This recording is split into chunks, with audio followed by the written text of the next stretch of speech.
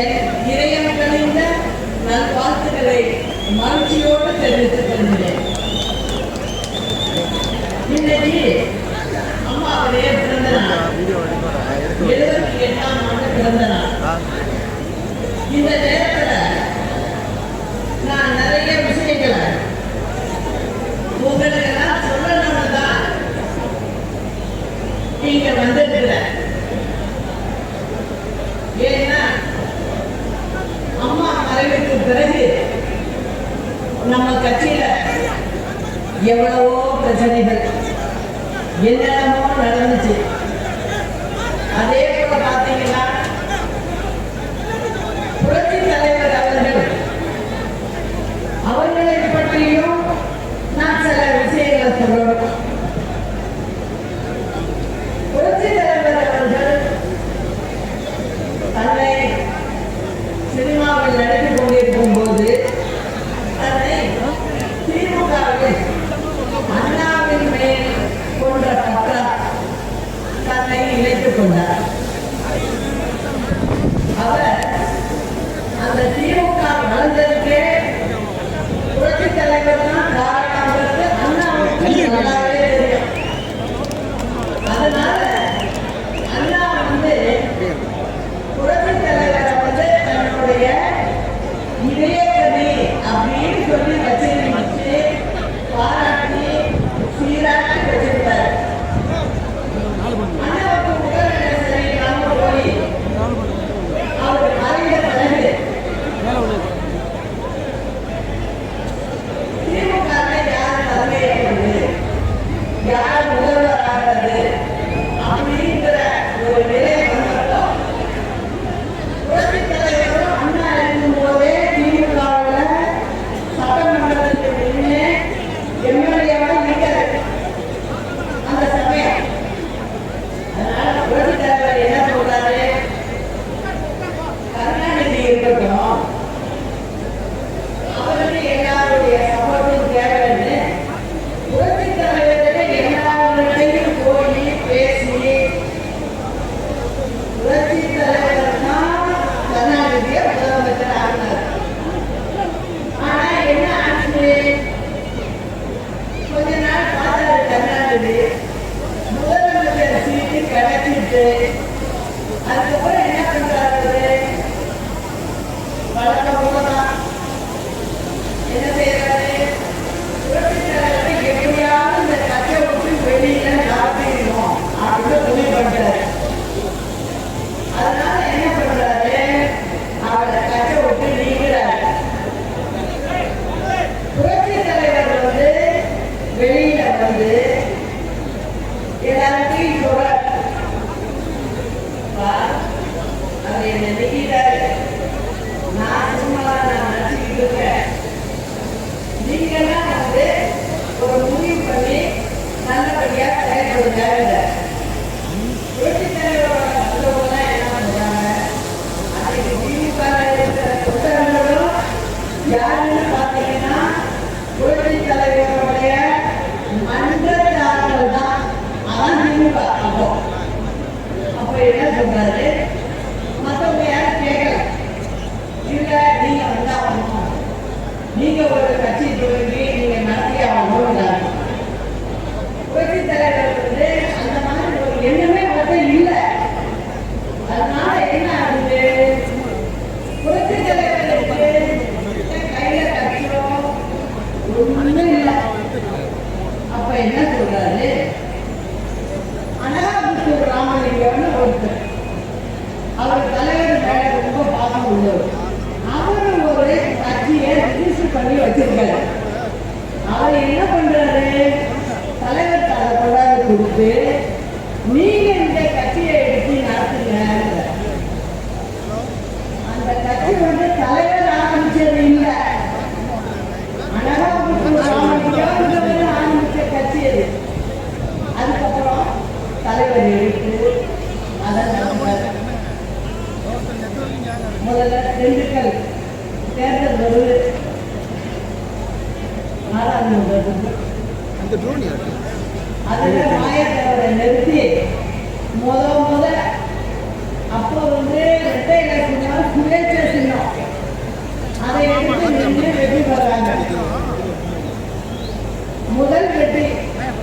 அதுக்கப்புறம் தலைவர் வந்து சட்டமன்ற தேர்தல் இதெல்லாம் நின்று வெற்றி பெற்று 3 முறை தலைவர் வந்து ஆட்சி பண்றாரு. அதுல ஒரு முறை பார்த்தீங்கன்னா உடம்பு சரியில்லாம அமெரிக்காவில் இருந்தாரு.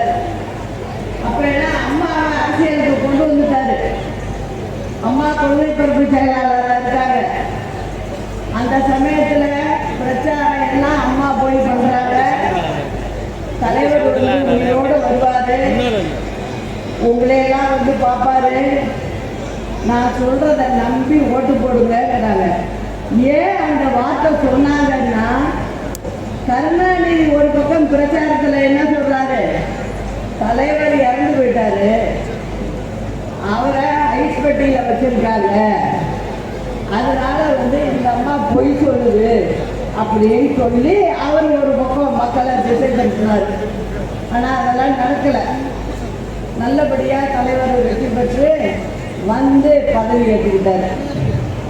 இப்படி தான் அதிமுகவுடைய வரலாறு.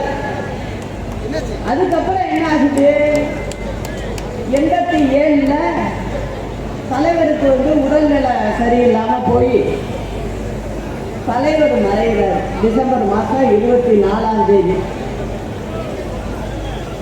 அந்த நேரத்தில் அம்மா வந்து கொள்கை பொறுப்பு செயலாளராக தமிழ்நாடு முழுவதும் சுற்றுப்பயணம் போகிறாங்க. போய் நம்ம கழக தொண்டர்களோட அம்மா வந்து பயணிக்கிறாங்க. பார்ட்டி ஆஃபீஸில் உட்காந்துட்டு அம்மா வந்து பேருக்கு பக்கத்தில் வெறும் கோப்பா சாமி போட்டுக்கிட்டு உட்காரல, வேலை செஞ்சாங்க.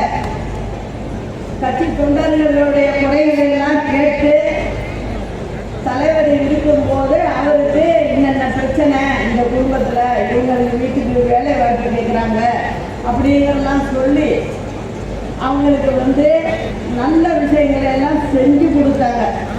அதனால அந்த தொண்டர்களுக்கு அம்மா மேலே ஒரு தனி பிரியம். இது மந்திரியார்களுக்கு தெரியல. ஏன்னா அவங்க நம்ம கட்சி ஆஃபீஸ் பக்கமே வரமாட்டாங்க யாரும். ஏன்னா அம்மாவை அப்பப்போ போய் பார்க்குறப்ப நான் போய் அம்மாவை அழைக்கலாம் போயிருக்கேன். அதனால எனக்கு நல்லாவே தெரியும். அதுக்கப்புறம் தலைவர் மறந்தோன்னு என்ன ஆகுது, நம்ம மந்திரிங்க எஸ்சி சோமசுந்தரம், இன்னொரு மந்திரி ஆர் வீரப்பன், அவங்க தான் சீனியர். 2 பேருக்கு என்ன ஆசை, யாராவது ஒருத்தங்க அவங்கவுங்க தனியாக நினைக்கிறாங்க நம்ம முதலமைச்சர் ஆயிடணும் அப்படின்னு சொல்லி அம்மாவை தவிர்க்கிறாங்க. தலைவர் மறந்தே அங்கே வந்து வீட்டு காரியங்கள்லாம் செய்கிறாங்க ராஜாஜி ஹாலில்.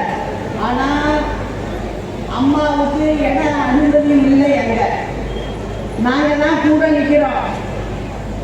இராணுவ வண்டியில் கொண்டு போய் வச்சதும் இராணுவத்தோட கண்ட்ரோலில் வந்துடும்.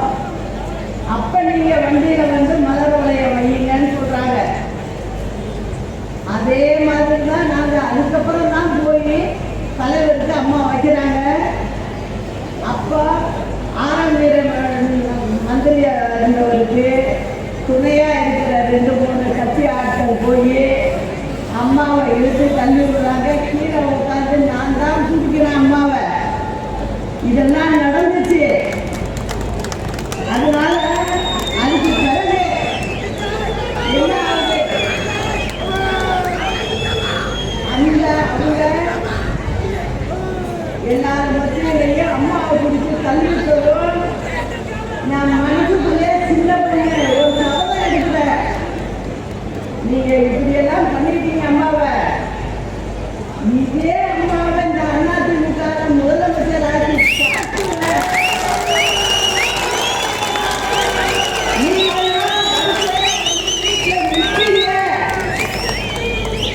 அந்த கால வெகு தூரத்துல இல்லை அப்படிங்கிறத மனசுக்குள்ள நினைச்சேன்ப்பா. நினைச்சிட்டு போலீஸ் கமிஷனர் வந்து சொல்றாரு, இதுக்கு மேல எங்க அம்மாவை நிக்க வச்சு இருக்காதுங்க அம்மா உயிருக்கு ஆபத்து, அம்மாவை உடனே வீட்டுக்கு அழைச்சிட்டு போவேன்றாரு. நானெல்லாம் என் குடும்பத்தை சேர்ந்தவங்க கூட இருந்தாங்க, கட்சி தொண்டர்கள் இருந்தாங்க. அவங்களெல்லாம் கிட்டையே அனுமதிக்கல, அவங்கெல்லாம் வெகு தூரத்தில் நிற்கிறாங்க.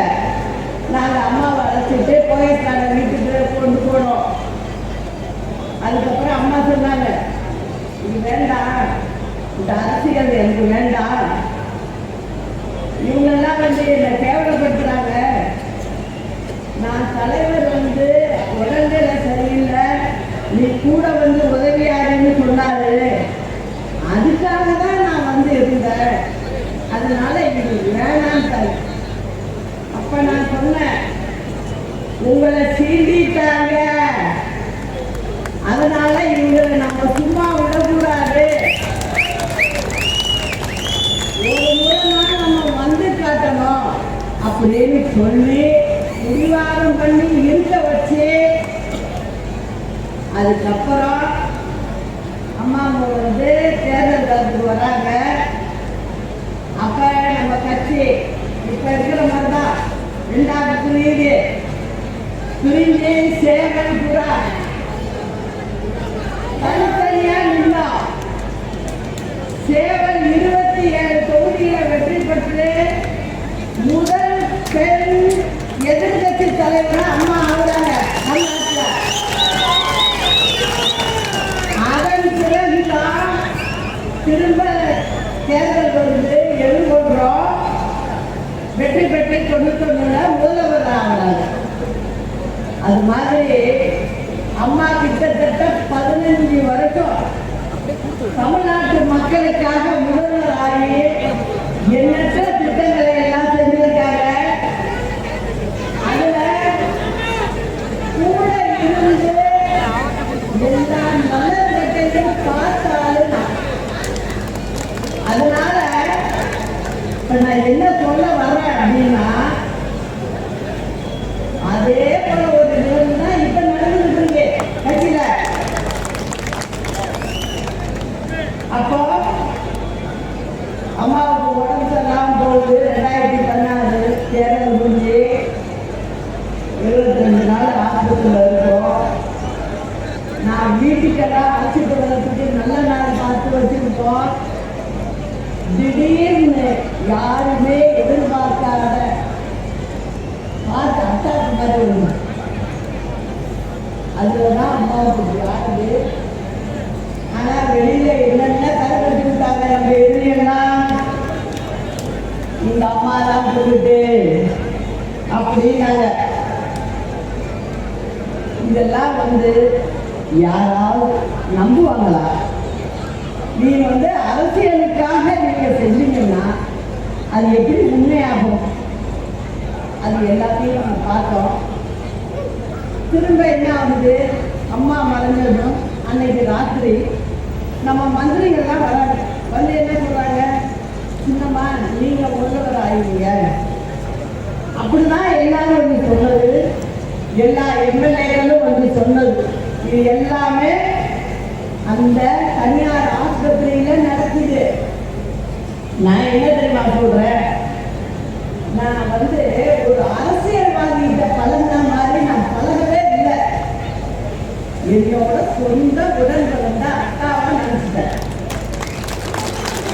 அதனால அக்கா இறந்து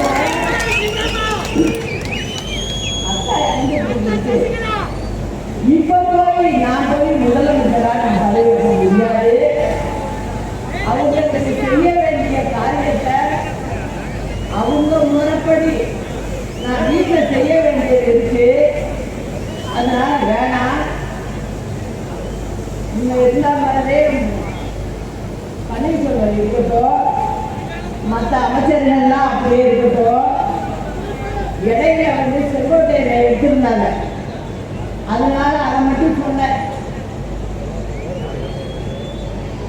செங்கோட்டையில நம்ம சேர்த்துக்கணும் அப்படின்லாம் சொல்லியிருக்கணும்.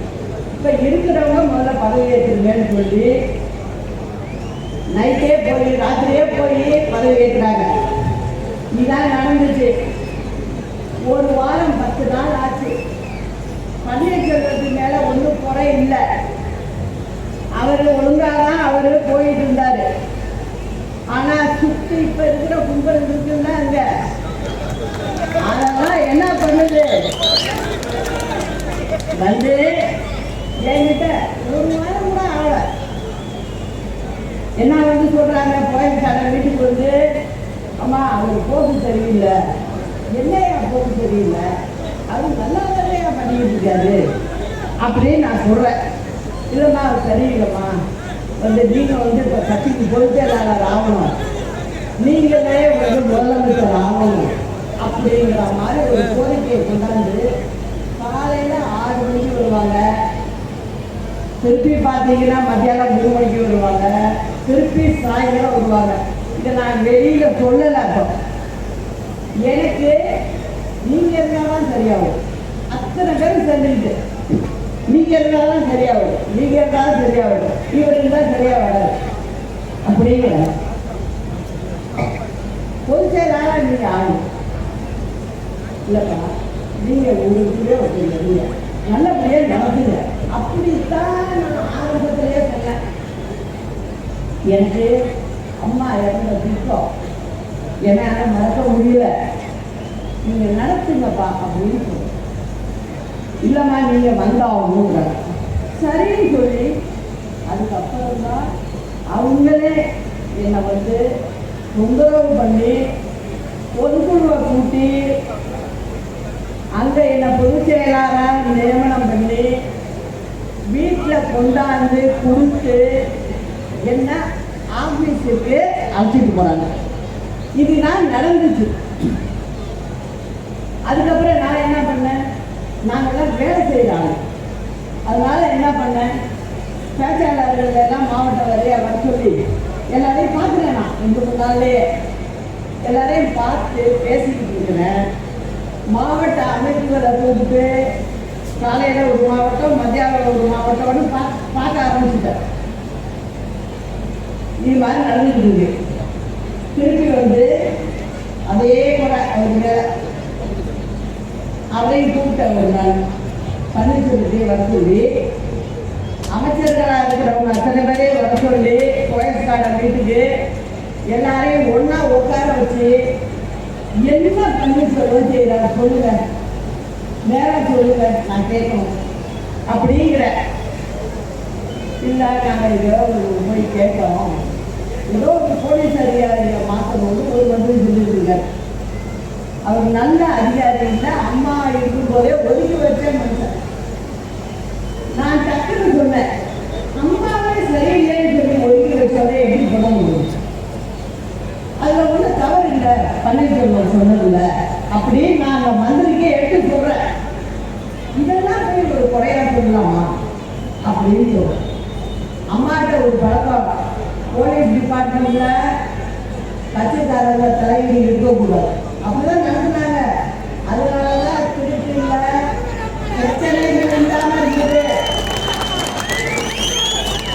மந்திரிகளுக்கு அது வேலை இல்லை. போலீஸ் ஸ்டேஷனில் யார் போட்டால் உங்களுக்கு என்ன பாருங்க. அம்மா நானே என் காதால கேட்டுக்கேன்.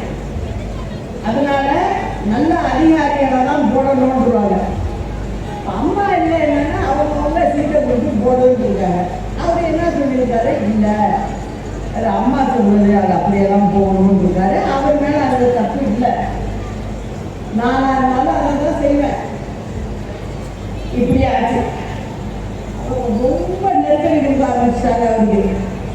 அவராலே வெளில சொல்ல முடியல. அதுக்கப்புறம் பார்த்தேன், இதை எப்படியோ விட்டுட்டு போனால் பிரச்சனை பெருசாகும் அப்படின்னு சொல்லி அதுக்கு பிறகுதான் நான் ஆசிரியங்கிற முடிவுக்கு வந்தேன். இல்லைன்னா நான் வந்துட மாட்டேன். பொதுச்செயலாளர் இருந்து நான் கஷ்டப்பட்டு இருப்பேன். ஆனால் இந்த பிரச்சனை உள்ளுக்குள்ள புகழ்ந்ததுனால இதை தடுக்கிறதுக்கு ஒரு வழி இதுதான் அப்படின்னு முடிவு பண்ணி தான் நான் வந்து ஒத்துக்கிட்டேன். அதுக்குள்ள பன்னீர்செல்வத்துக்கு என்ன ஆசை அவருக்கே தெரியும். எல்லாரையும் பற்றி ஒன்றரை வருஷம் பேசல. என்ன வச்சு திடீர்னு போய் அம்மா சபையில் போய் உட்காந்துட்டேன். போய் உட்காந்து தர்மம் சொல்லுவாங்க.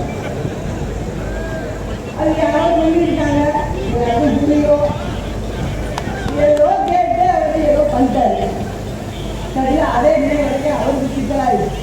அது வேற. அதனால இந்த மாதிரி ஆயிடுச்சு பிரச்சனை. அதுக்கப்புறம் எனக்கு எங்க பேசி முடிச்சு நாங்களே மறந்துட்டோம். தீர்ப்புக்கு வெயிட் பண்றோம். ஒரு வருஷத்துக்கு மேல இருக்கு. திடீர்னு பார்த்தீங்கன்னா நான் போய் லெட்டர் கொடுத்துட்டேன்னா முதலமைச்சர் கவர்னர் ஆளே இல்லை, என்ன போயிட்டாரு. அதுக்கப்புறம் என்ன பண்ணா, அதுக்குள்ள தீர்ப்பு வருது, சீக்கிரமா வருது. 4 ஆண்டு சிறை தண்டனை அப்படின்னு வருது. நான் அதுக்கெல்லாம் பயப்படல.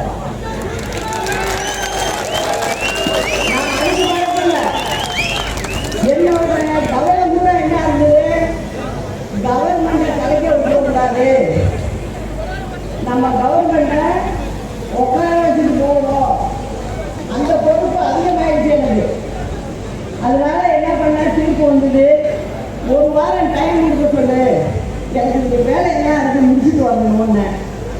அங்கே டெல்லியில் உள்ள ஜட்ஜி என்ன சொல்லிட்டாரு, கொடுக்க முடியாது, நாளைக்கு சாயந்தரம் 6 மணிக்கு பெங்களூர் ஜெயிலுக்கு போயே ஆகும் அப்படின்னு சொல்லிட்டாரு.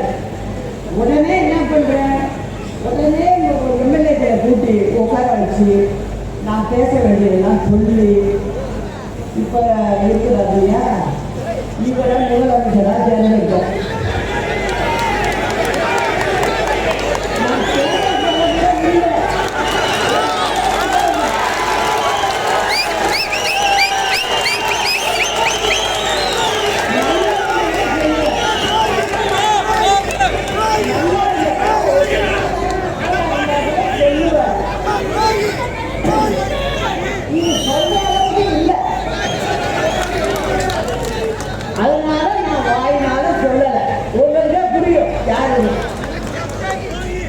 சரி, இவரை முதலமைச்சர் ஆகும்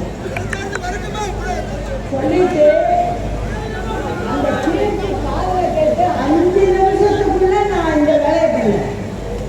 அவர் உடனே என்ன சொல்லுவாரு, அம்மா கவர்னர் லெட்டர் கொடுத்தப்ப நீங்களே எல்லாத்தையும் கைது வாங்கி நீங்களே இருந்து கொடுங்கம்மா அப்படிங்கிறாரு. அதனால உட்காந்து அம்மா போட்டோ வச்சு சத்தியம் பண்ண சொல்லி எல்லாருக்கிட்டையும் கையெழுத்தை வாங்கி அதுக்கப்புறம் கொடுத்து நான் கையெழுத்து போட்டு கவர்னருக்கு அனுப்பிச்சு விட்டது. மறுநாள் காலைல 11 மணிக்கு பெங்களூருக்கு போனேன். இதுதான் நடந்தது.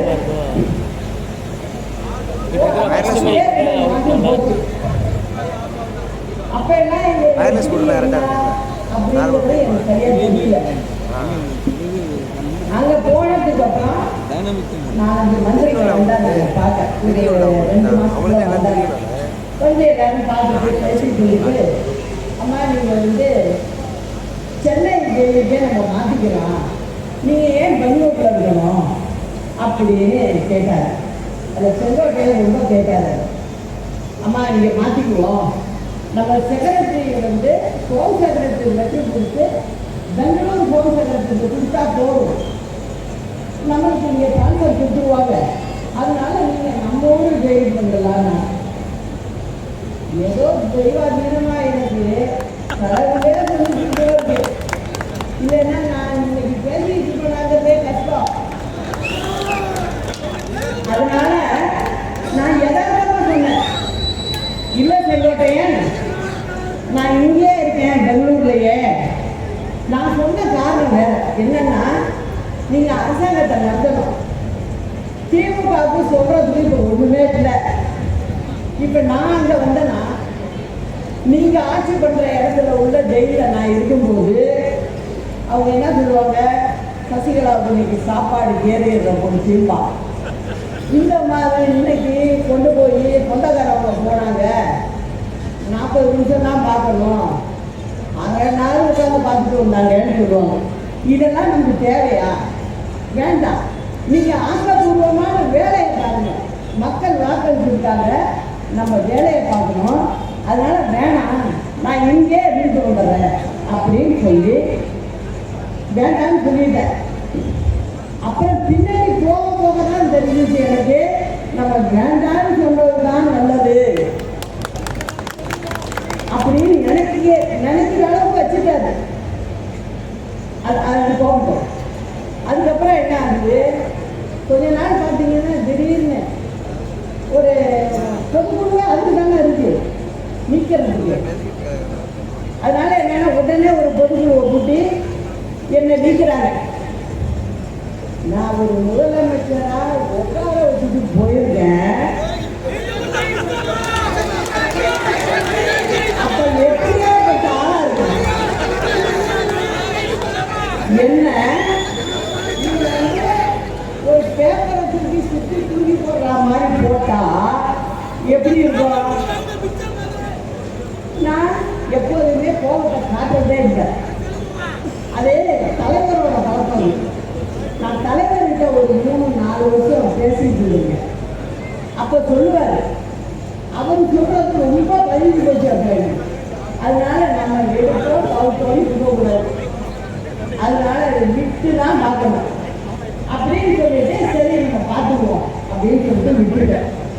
ஆனா அதுக்கப்புறம் என்ன ஆச்சு, உள்ளார பார்த்தீங்கன்னா நான் வெளியில சொல்லலை இது ஏன்.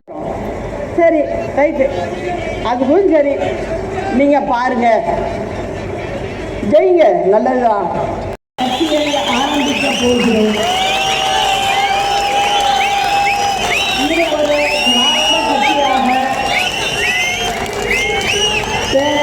அண்ணா, புரட்சித் தலைவர் எம்ஜிஆர், புரட்சித் தலைவி அம்மா ஆகியோரின் வழியில் ஏழை எளிய சாமானிய மக்களுக்கான ஒரு கட்சியாக எதிரிகளையும் துரோகிகளையும் வேறெடுக்கின்ற ஒரு கட்சியாக இது செயல்படும்.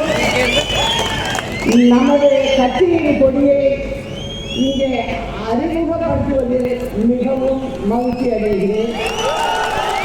இது கருப்பு வெள்ளை சிவப்பு வண்ணத்தில் பேரறிஞர் அண்ணா, புரட்சித் தலைவர் எம்ஜிஆர், புரட்சித் தலைவி அம்மா ஆகியோரின் உருவத்தை தாங்கி நிற்கின்ற ஒரு பெரியான கட்டளை வீசி பறக்கும்.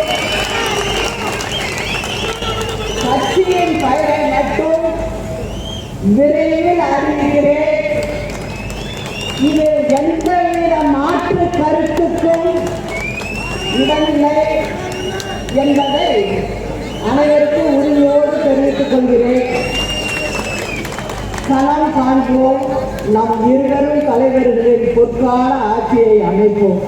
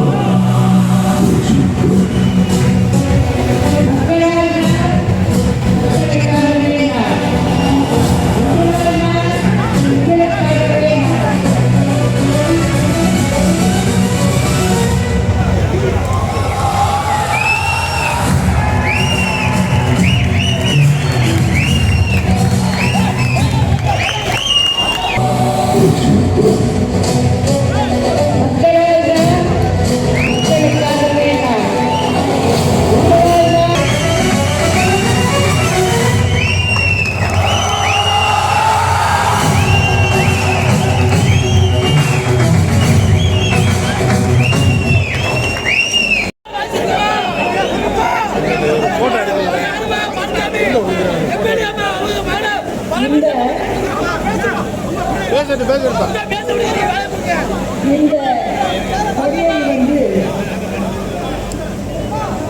இங்கே அறிமுகப்படுத்தியது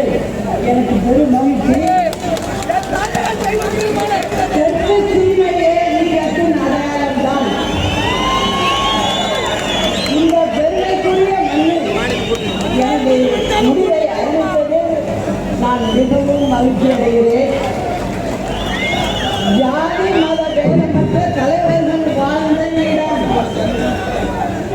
மாவீரன் புலித்தேவன் ஒண்டிவீரன் வெள்ளி காலாடி. அதே போல வீரமங்கை வேலை நாச்சியார் மருது சகோதரர்கள் அவர்களுக்காக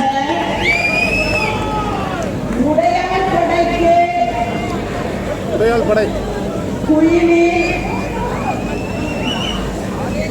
அந்த அம்மாவை பொறுத்தவரை ஜாதி மதம் பார்க்கவில்லை, கூலித்தேவனை பொறுத்தவரையும் ஜாதி மதம் பார்க்கவில்லை. வீரமங்கை வேலைநாச்சியார் 8 வருடம் காத்திருந்து வெள்ளையை வென்றார். அவருக்கு உறுதுணையாக மைசூர் சுல்தான் ஹைதராபாத்தில் ஹைதரலி கூட இருந்தார்கள். யாரும் ஜாதி மதம் பார்க்கவில்லை. அதே போல வீரபாண்டிய கட்டபொம்மன் வெள்ளையை வெளியேற்ற அவர் பட்ட பாடு.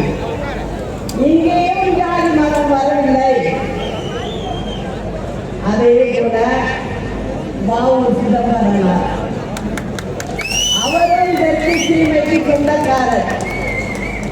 அவரை பொறுத்தவரை வெள்ளையினால் மட்டும்தான் கப்பலோட்ட முடியுமா, நானும் வியாபாரம் செய்து காட்டுகிறேன் செய்து காட்டியவர்.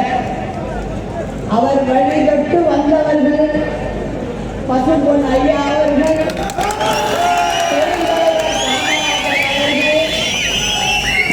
இவர்களெல்லாம் வந்த மண் இது என்பதால் வீரத்தின் அடையாளமாக இந்த இடத்தில் சொல்வதுதான் சரியாக இருக்கும் என்று இந்த இடத்தை தேர்வு செய்து தலைவர் சொன்னார். என்றும் நல்லவர்க்கு வாழ்ந்து வரும் நாளை இது அறிஞரன்னா எழுதி வச்ச ஓடை என்ற புரட்சித் தலைவரின் பாடல் வரிகளுக்கு ஏற்ப நாளை நமது வெற்றி நிச்சயம். அண்ணா நாமம் வாழ்க, புரட்சித் தலைவர் புரட்சித் தலைவி அம்மா நாமம் வாழ்க. நன்றி, வணக்கம்.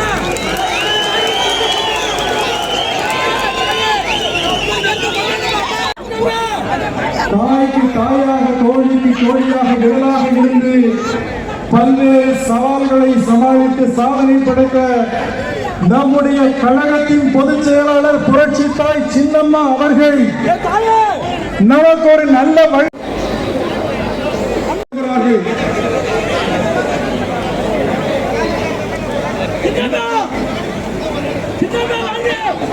வீரபாண்டிய கட்டபொம்மன் மகளிர் குழு